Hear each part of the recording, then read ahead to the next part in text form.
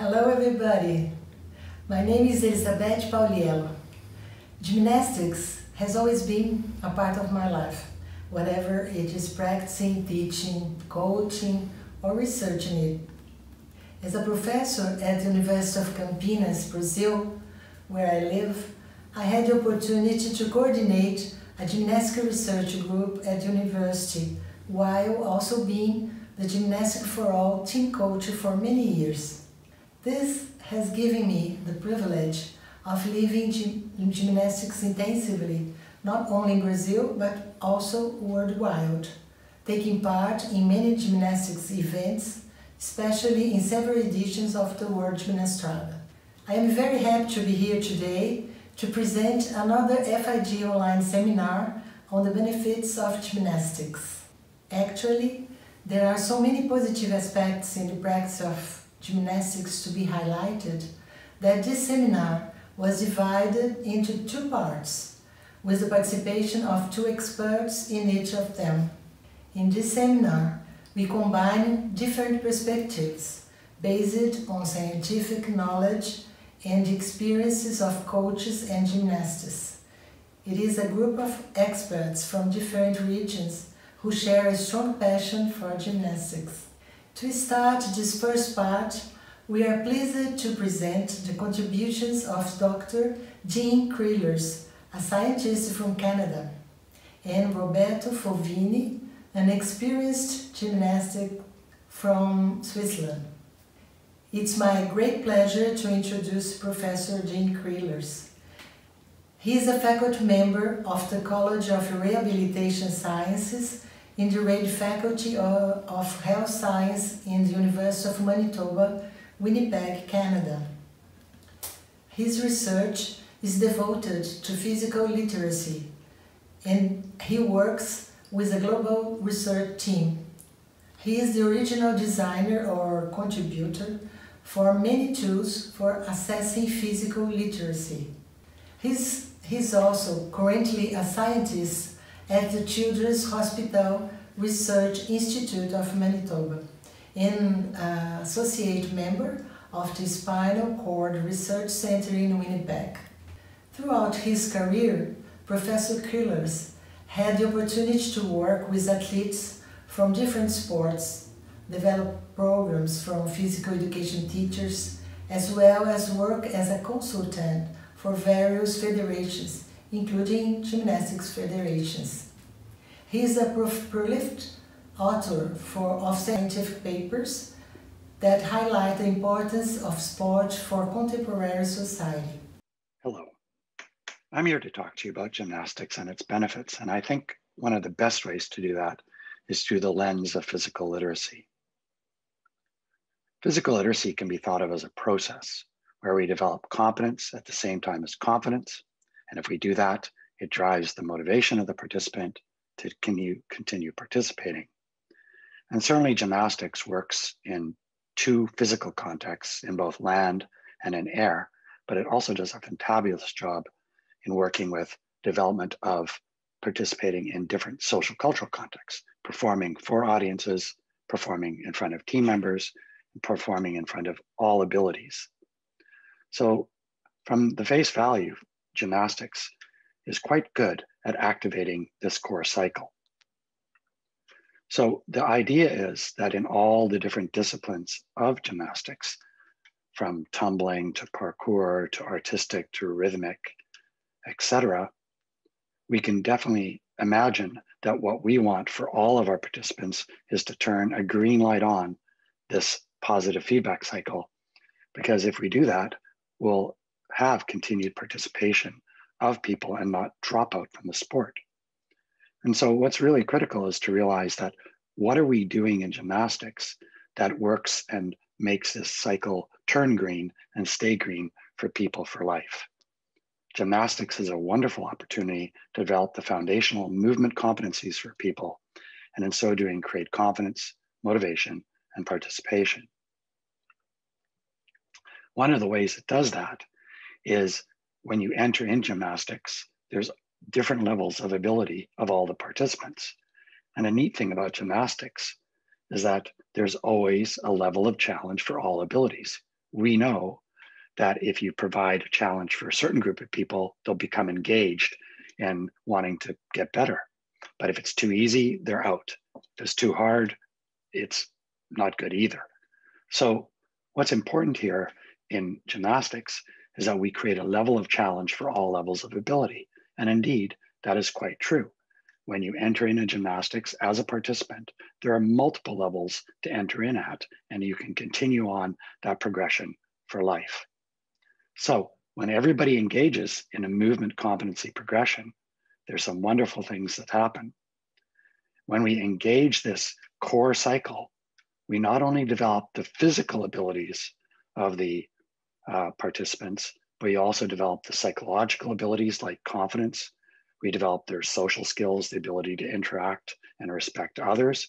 And we even increase the creative ability of people so that they can learn how to be innovative and solve problems on their own.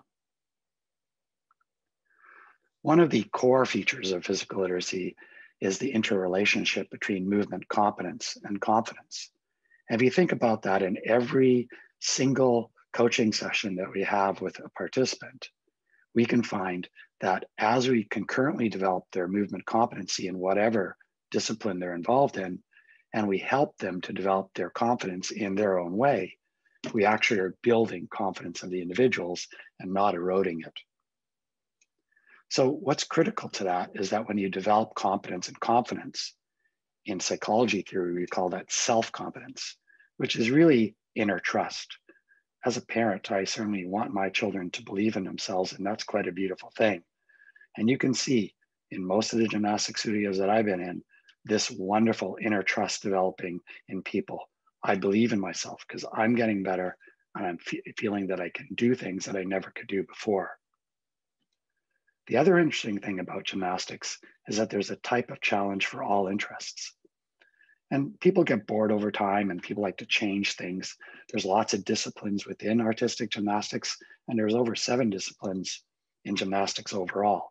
That means that people can find themselves in gymnastics, independent of your interests. And that contributes to the sense of belonging. Because if we can develop connections to our equipment, connections to the gym, connections to the group that I train with, connections to the audience that I'm performing for, connections to objects, connections to other people. All of these things foster relationships. And we know that relatedness is a basic human need. And when one develops their movement voice in gymnastics, and our coaches help you develop it, and you use it to be expressed, and once you're accepted in your presentations, this creates relatedness and a sense of belonging, which is a vital thing. And gymnastics does it quite well in establishing a sense of belonging.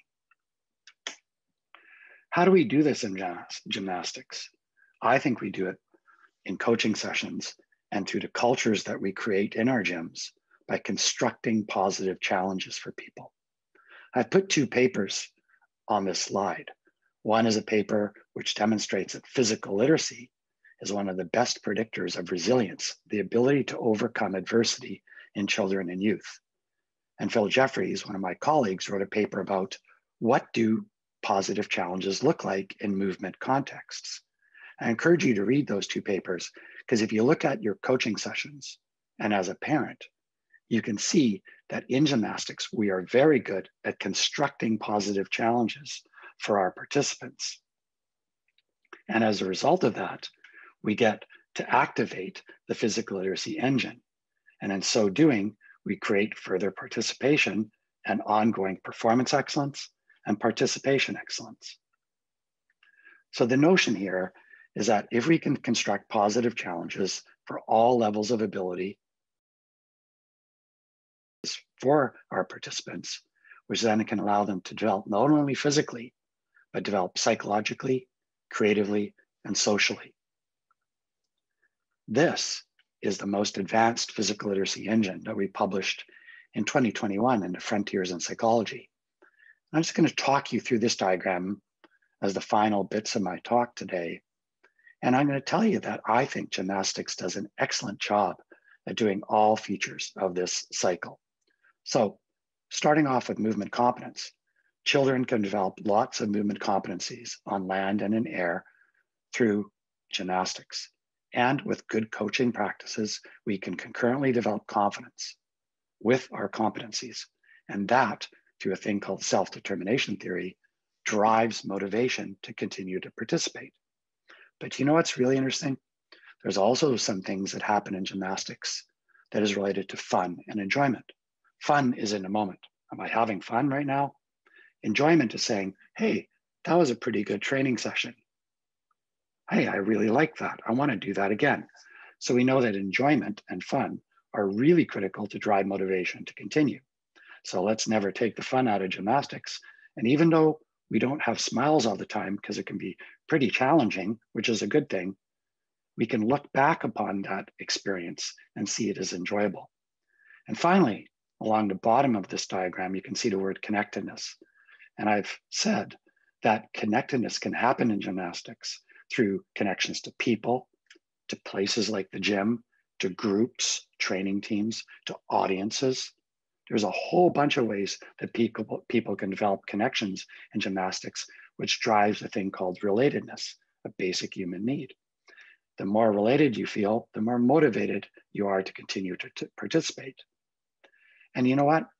In our training sessions, if children are allowed to problem solve and decision make for themselves, in addition to being told how to train, but exploring how to train, they become autonomous, which means they believe in their own destiny. They become the agent of their own abilities. So if you look at this diagram, it's a bunch of positive feedback cycles that drive motivation. And I think gymnastics does an excellent job at making this cycle work very effectively. So quality gymnastics activates the physical literacy cycle, which, as I've illustrated to you here, can benefit the whole person, not just in their technical skills, but in their psychology, in their social well-being, and even their creative abilities.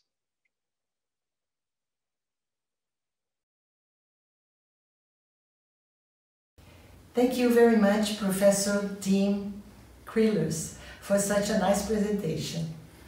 Now, I would like to introduce Mr. Roberto Fovini from Switzerland. Mr. Roberto Fovini has participated as a member of all Gymnastrada commissions since 1982 in Zurich, combining his experience as manager, coach, and gymnast for decades, and being able to observe how gymnastics has been developing and contributing to our society. As a young man, young with his family, there were other times we often went to the mountains, to the lake, and had fun in nature. There were no cell phones or other devil dry. We played with nature. A mount became a springboard. An inclined plane was used for somersault. The farmer's fence became a bar. In short, everything made us do gymnastics. We grew older and we became more and more passionate about it. The gyms, where they existed, were little more than 20 x 15 rectangle, perhaps with two central pillars to support the ceiling. The hard mats filled with sand. It was forbidden to make mistakes, otherwise there were pains. Fortunately, the places to exercise have improved today. They look like real technical laboratories. Once I remember that the monitors gave us joy, we had fun, and at the same time we learned technical parts. After each lesson, I remember the muscle burn from the effort or from the blow received in the landings on those hard carpets. We consulted each other and planned to return next week. In the locker room, we exchanged impressions and methods to succeed in a given exercise. There were no stars, we were all friends, and we all suffered from the same disease. Pleasure and joy in gymnastics have never failed. Then, over time, my work commitment led me to decrease my activity as an active one dedicating myself more to education. New sensation and unforgettable experiences. Stimulating to see their gymnasts leave the gym happy. They greet you saying, "See you next week." "Thanks, teacher." "Bye, Robbie." Seeing the technical progress of the gymnast and knowing that they had fun and wanted to return was gratifying. Captivating to hear the young athlete who, in a low voice, almost as if it were a secret, tells you, "You know, your mother told me that once you were a teacher." "Even my aunt," echoes the little friends, "she told me that you were her first monitor." Nice to know they remember you. It all started in the 70s. Back in Ticino, here the opportunity to find fertile ground in Torricella Taverne to set up the gymnastic company. It begins with a handful of young people who later increased, and in 1975 the Gymnastics Society Torricella Taverne Vedano was established, which later became the Federal Gymnastics Society for Valle del Veneggio. How many memories! The first conference, this is how gymnastic meetings were called at the time. There are still close ties with friendship of the time.